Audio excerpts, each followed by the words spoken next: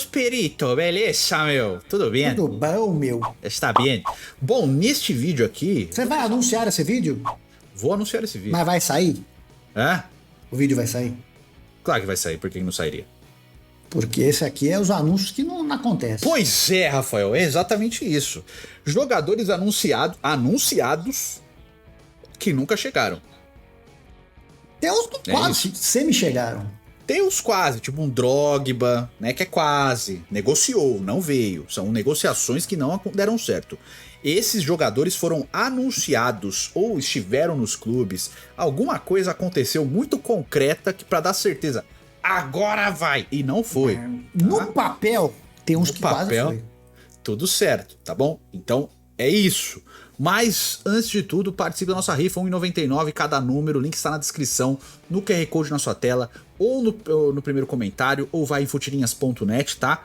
R$1,99 por número, você concorre a um prêmio de R$11 mil, um iPhone 15 Pro Max, ou um PC Gamer completo, você que escolhe, tá bom?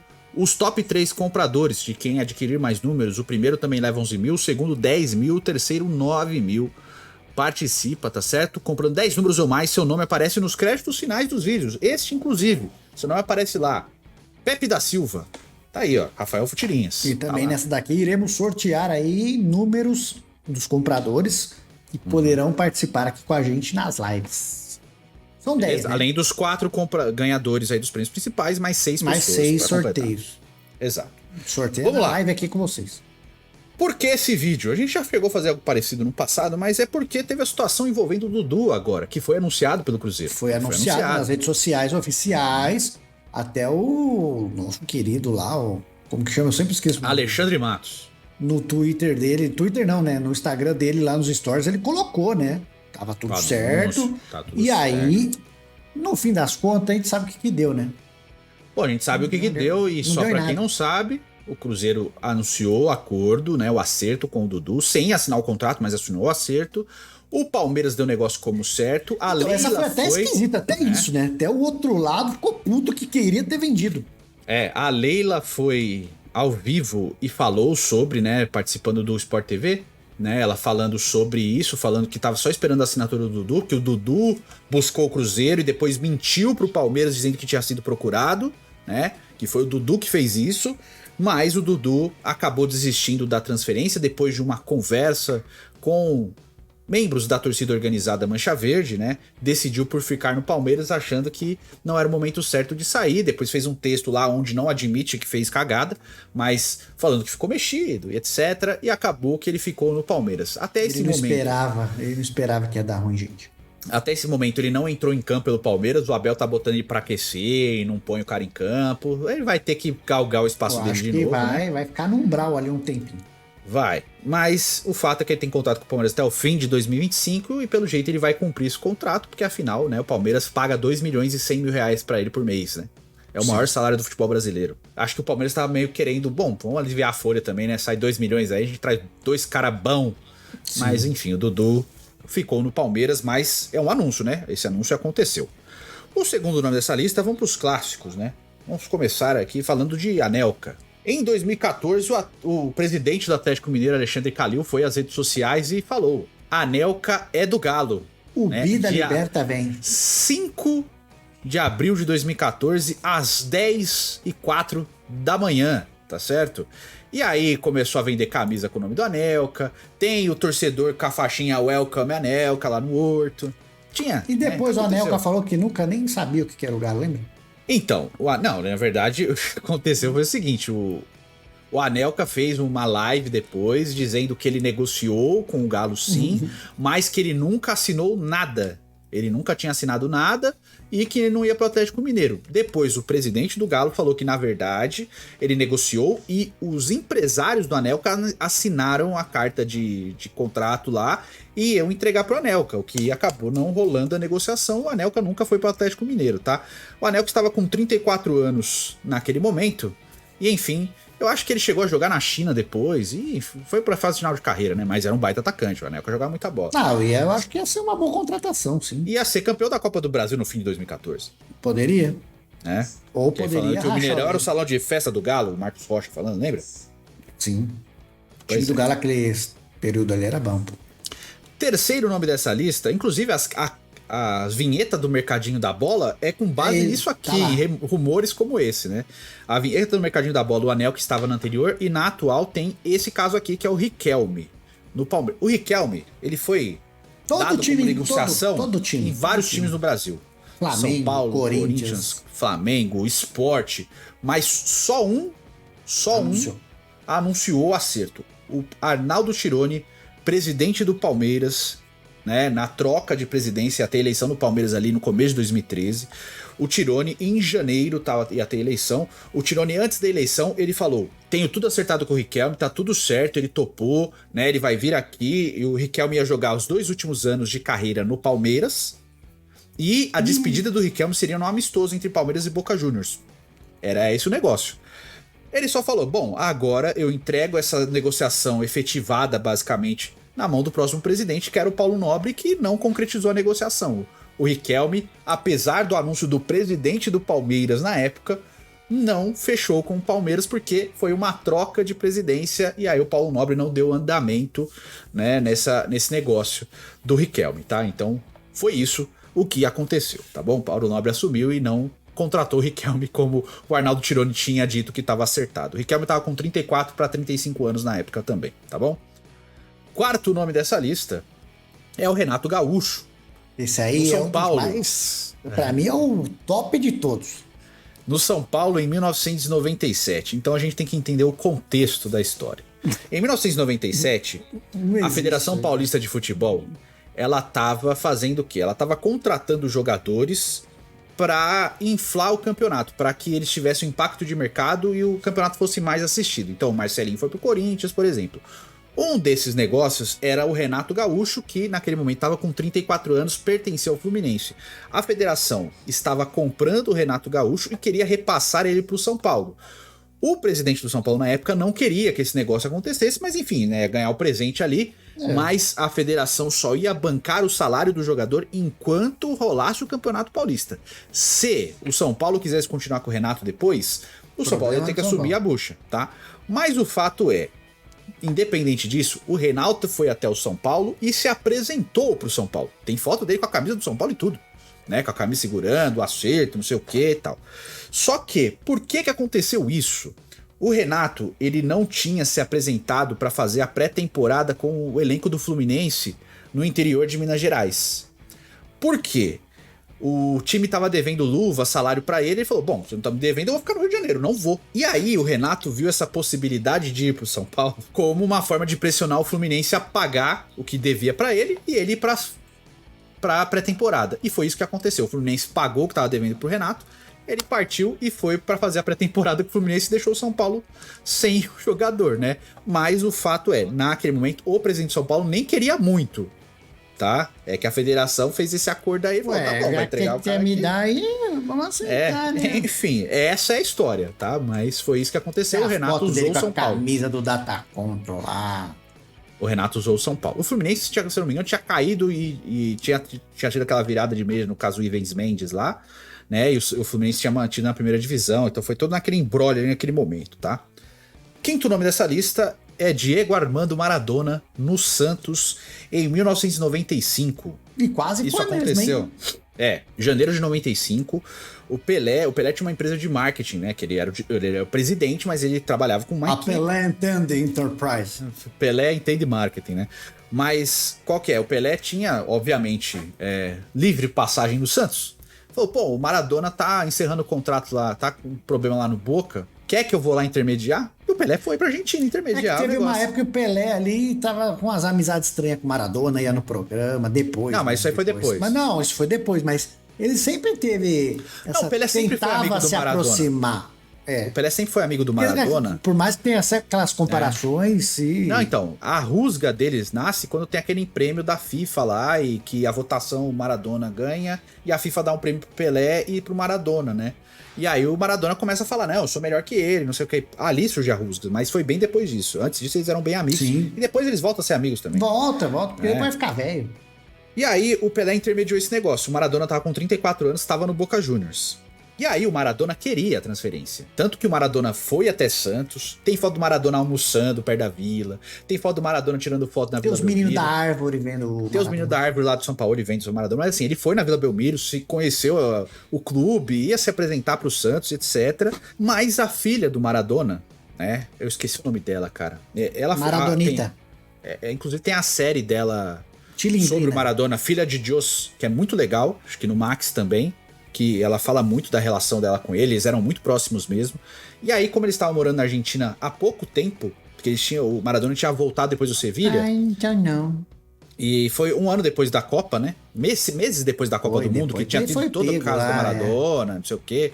Que nem era de entorpecente, cara, era de um remédio que ele tomou pra emagrecer e não sei o quê. E aí ela pediu pra ele não ir pro Brasil, que ela queria que ele continuasse na Argentina, porque tava legal ali, né? E aí ele acabou escutando a filha e ficou no Boca, né? Até encerrar a carreira. Mas o fato é, ele ia pro Santos mesmo pra jogar aquele 95 ali. Quem sabe não ia ter Giovani. Talvez fosse campeão brasileiro. A Portuguesa também quase comprou o Maradona. A Portuguesa é que assim, a Portuguesa quando ele era jovem, não quis pagar, porque era caro. Ele tava no Argentino Júnior, ele tá com 15 anos, tava destruindo na base, ele foi oferecido à Portuguesa. E a Portuguesa achou $300 mil muito caro, não quis contratar o cara. Não dá. Mas diferente, né? Ele ia ser o Denner brasileiro, Eduardo. Ia ser o Denner brasileiro, pois é. Sexto nome dessa lista é um goleiro belga. Olha só, brasileiros contratando europeus. Michel Prudhomme, goleiro ele da seleção. Também, né? Então, goleiro da seleção da Bélgica na Copa de 94. Jogou muito bem, foi eleito o melhor goleiro da Copa de 94, inclusive. Ele tinha tudo acertado com o Fluminense. Tá? Ele tava com 38 anos depois de passar no Benfica. Assim, ele tava no último ano de contrato com o Benfica. E aí ele veio pro Rio de Janeiro, o Fluminense anunciou o acordo com ele e tal. Ele chegou no aeroporto e ele foi embora. Porque o Benfica falou: vamos dar mais um ano de contrato pra você. E ele voltou pra Portugal. Vou lá. Deixou com umas marquinhas de sol. Isso aconteceu em 1999, tá? Pior que tem todas as imagens da Globo aí, o cara vindo aqui, mal presepada. Sétimo nome dessa lista aqui é o Ronaldinho Gaúcho. Em 2011, o Ronaldinho Gaúcho estava voltando pro futebol brasileiro. Assim, isso aqui não tem o anúncio. Mas oficial. Tava montando a festa, né? As famosas caixas de som. Exato. A festa estava montada, o anúncio estava iminente, o acordo estava selado. Porque na cabeça, Ronaldinho Gaúcho vai voltar. Se voltar, vem pra onde? Vem pro Grêmio, apesar de ter outras concorrentes. Vai ser mais ou menos as caixas de som que o Eduardo vai montar na Vila Belmiro pro Neymar. Pra ele fazer o quê? Igual o Ronaldinho falar. Vai fazer. Agora eu sou Mengão. Porque foi isso que aconteceu, acertou tudo com o Grêmio e tal. Aí, o que o Grêmio pensou? Bom, vai voltar pra casa, melhor do mundo, Copa do Mundo, 31 anos. O Ronaldinho ia fazer 31 anos ainda. Não, ele tinha acabado de fazer 31. Ele tinha acabado de fazer 31 anos. Jovem pra caramba, voltando pro Brasil. Vai vir pra casa, vou montar a festa no meu estádio. E aí ele vai pro Flamengo. E aí só tem as fotos das caixas de som saindo, né? Os caras tirando a caixa de som, gostoso demais. Muito triste, cara. Mas foi muito feio o que o Ronaldinho fez nessa época. Foi. Foi feio demais. Foi muito feio, cara. Tinha até uma conversa de Palmeiras também, mas era muito Grêmio, cara. Eu lembro, a certeza era o Grêmio. Tipo, o Flamengo tá negociando, mas vai pro Grêmio, cara. Não tem como. Porque, se igualasse ali valores e tal, provavelmente ele iria pro Grêmio, né? Mas... né? Oitavo nome dessa lista, mais uma vez o Parmeira aparecendo nessa brincadeira aqui, que é o Thiago Neves em 2007, Rafael. Eles pagaram até o carro, né? Pois é, Thiago Neves, o que estava acontecendo? Thiago Neves despontando muito bem, se destacando no Fluminense. Thiago Neves estava muito bem no Fluminense, porém com um contrato para vencer, né? Ele tava com 20, ia fazer 20, ele tava com 22 anos, cara, novinho.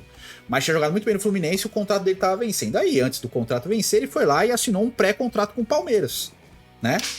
Assinou um pré-contrato com o Palmeiras deu um apartamento para ele, né? Deu carro para ele, não sei o que, vai vir pro Palmeiras, novinho, não sei o que, tal, beleza. Ele nem devolveu o carro, acho. Então, ele assinou tudo, tava tudo certo, realmente um pré-contrato assinado. Só que o Fluminense, naquele período que ele estava com pré-contrato assinado com o Palmeiras, o Fluminense foi pra Libertadores. Se classificou pra Libertadores. E aí, o Thiago Neves falou, então, né, Palmeiras? Eu queria ficar no Fluminense. Sabe o que é? Sabe as coisas que você me deu também?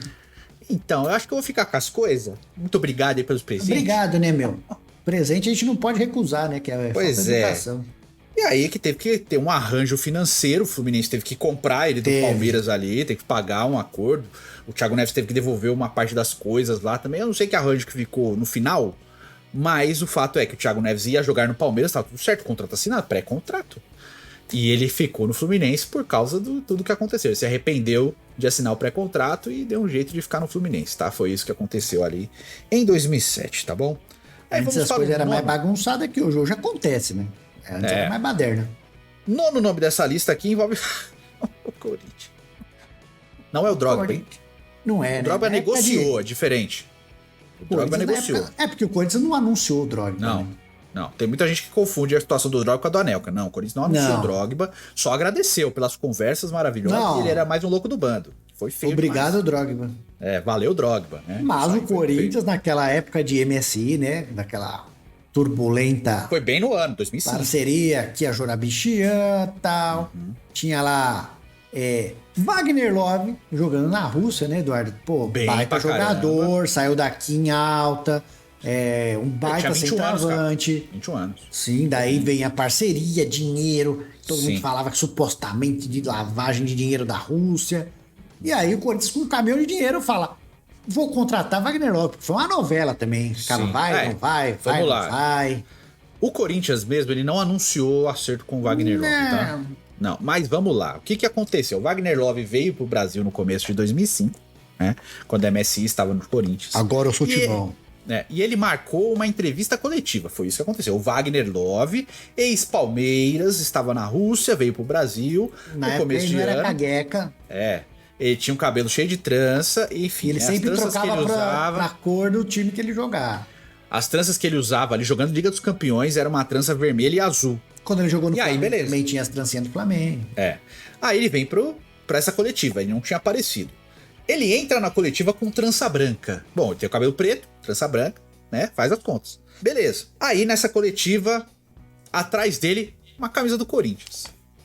Na coletiva, Wagner gente. Love, na coletiva. Wagner Love. Não é do clube. Ó, entenda, mas não era do clube. Tá bom.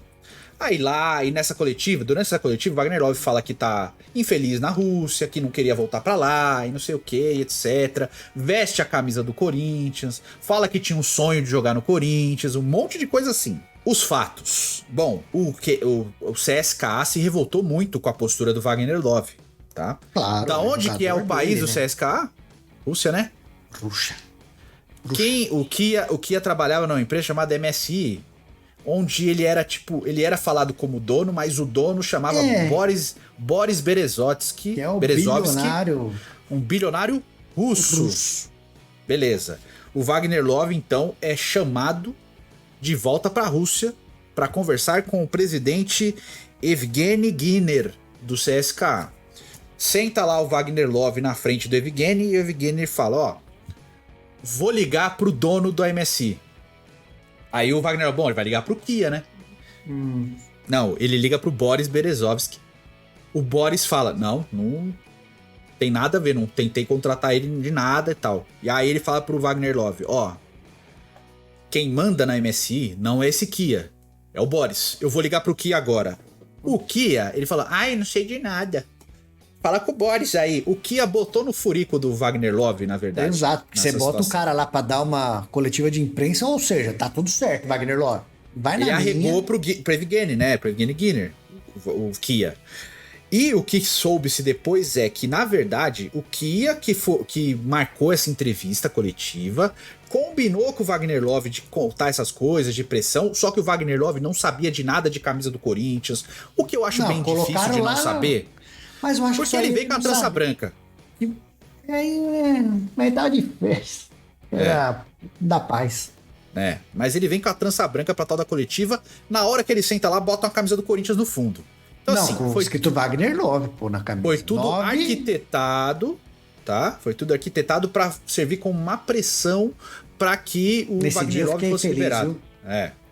E outra, gente, a gente lembra do Wagner Love já em final de carreira aí, né? Não, mas ele era um baita jogador no auge, pô. Ele sai do Palmeiras voando, cara. A primeira saída dele. Depois ele volta de novo e tal. Mas assim, a primeira saída dele do Palmeiras, ele sai voando, jogando muito. Ele vai pra Rússia ali. Joga bem em Liga dos Campeões pelo time. Era ele e o Honda jogavam na... Era 2005, ele tava voando. O Honda jogou no CSKA, jogou bem pra caramba. Era junto com o Wagner Love, se não me engano. Tinha ele e o Daniel Carvalho, todo mundo jogando muita bola. E aí acontece tudo isso, né? Então, assim, foi um esquema do Kia que deu muito errado e o Kia peidou pro presidente do CSKA. E ele falou, o jeito certo quando eu me interessei por você, eu fui lá no Palmeiras e te comprei. Então, se o Corinthians quer te contratar, eles que venham aqui e te comprem. Ou seja, o Corinthians não fez nada, contratou o Nilmar depois, né? Depois o Corinthians teve que se virar pra pagar porque o Kia não pagou. Sim. Foi bem isso também. E o 10º nome dessa lista também é uma história maravilhosa. Romagnoli no Bahia, em 2014. O Romagnoli estava com 33 anos. Vamos lá. Essa aí foi tenebrosa. O Romagnoli era, na época, o melhor jogador do território argentino, o São Lourenço. Então. O Bacia falou, eu quero.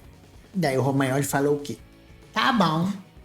Então, mas é o seguinte, vamos lá. O que aconteceu? O Romagnoli viajou até o Bahia ali, né? Até Salvador, vestiu a camisa do time, a torcida recepcionou o cara, só que ele tinha vindo pra Salvador só pra avisar, olha, eu não quero mais ficar aqui, eu vou voltar pro São Lourenço. Por quê? Porque o São Lourenço tinha ganhado a Libertadores e ele ia pra jogar Mundial, velho. Ele queria jogar Mundial no São Lourenço.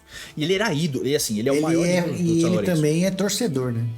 Ele é o maior ídolo da história do clube, assim, é muito grande, ele é muito grande o São Lourenço mesmo, tá? E hoje, se eu não me engano, hoje ele é o técnico do São Lourenço. Aí beleza, tá, aconteceu isso. Mas o fato o vice-presidente do Bahia na época, ele tinha viajado até a Argentina, onde ele conheceu um motorista de van que se dizia empresário jogador. Aí tava oferecendo o jogador pro cara do Bahia lá, pro vice, né? E aí o Romagnoli tava na capa de um jornal, ele falou, eu quero se for esse cara aqui, quero o Romagnoli.